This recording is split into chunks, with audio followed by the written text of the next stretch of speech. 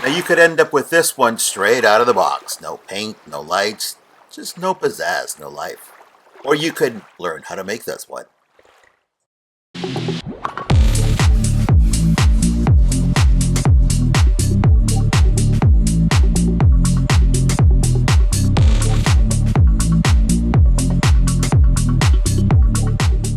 Now keep in mind that these are just ideas and you don't have to follow any of these if you don't want to have any more, well, pizzazz to your figure.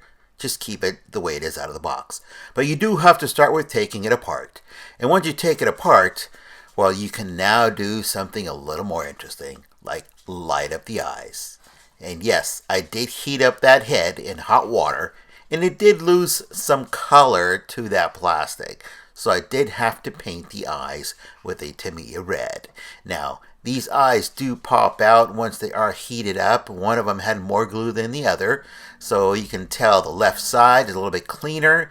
And you do have to perforate or drill, use a hand drill if possible. If you've got a rotary tool, then that's fine as well. Just keep it on the lower speed so you don't burn the plastic. And just cut a hole all the way through into the area where the neck peg sits. Do not cut into that slot where the neck peg is because it won't hold. Now, these are the 3mm warm white LEDs. These are for a 3-volt battery and they come from evandesigns.com. This is the 3-volt 3mm LED. There's a slot already that is molded into that eye, and it fits perfect. You can glue it in if you like. I did not, because it's going to be covered anyway when I place the actual lens back into the socket. Now these wires have an 8-inch lead. And again, I painted not only the LEDs, but the eyes with the Tamiya X27. This is a transparent red. Again, the eyes lost some color when I heated them in the hot water. They turned sort of pink instead of staying red, so I had to paint them. Now I'm using a 3-volt battery and it will run 4 LEDs. You will have to drill through the neck where that neck peg is. You'll have to remove it and at an angle drill into the back where that opening is. Right now I have a temporary battery which is a 4.7 volt. But I will be installing this, actually 3-volt battery. This is the smallest one you can actually get that comes already pre-assembled from evandesigns.com. It has the switch and the lead wires to it, and it fits perfect back here if you just kind of tweak it a little bit. Be careful because it is small and delicate, and even though it's soldered, you can break it because, well, I did. I had to fix it before reinstalling it again.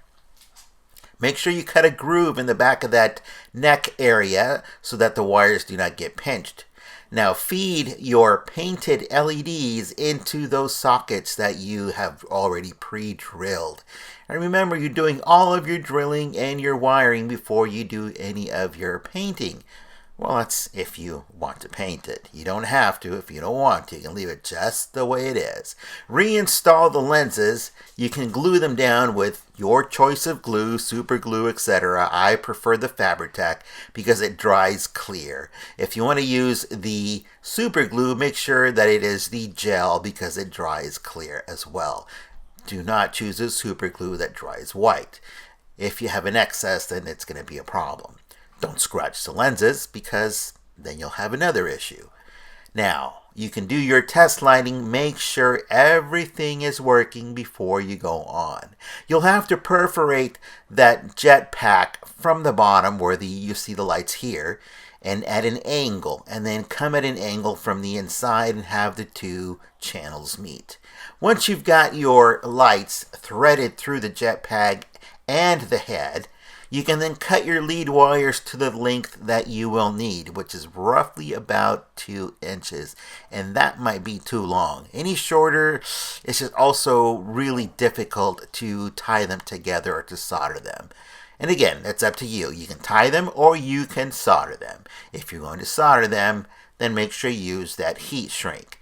And you'll have to heat shrink those leads to the battery and to the switch that already comes with this. And here's the battery holder. 3-volt battery, very, very tiny. And unfortunately, because this is a 3-volt battery, it's not a rechargeable battery. There's not enough space in here. So that means you'll have to take it back apart to switch out that battery. But it will last you 14 hours. Again, these are only ideas. Again, if you do implement some of these ideas, then you can go ahead and make a light test before you go any further and do any kind of painting. You should end up with something like this. Lights in the jetpack, lights in the eyes, and because they are painted, they should have a better saturation.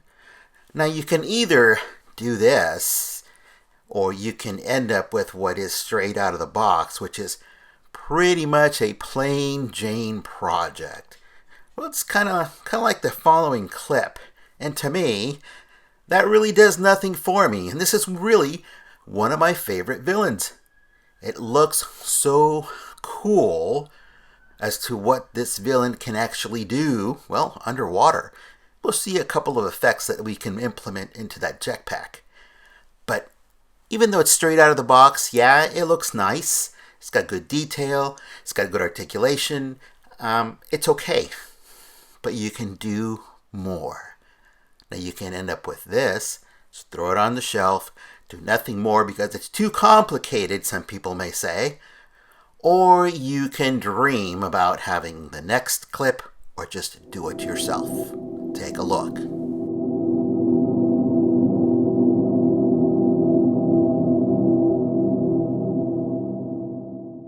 So as you can tell, just adding that little bit of extra effort can really pay off. Personally, I really like the image on the left.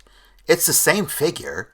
There's really no paint added to this except for the translucent red on the eyes and on the LEDs.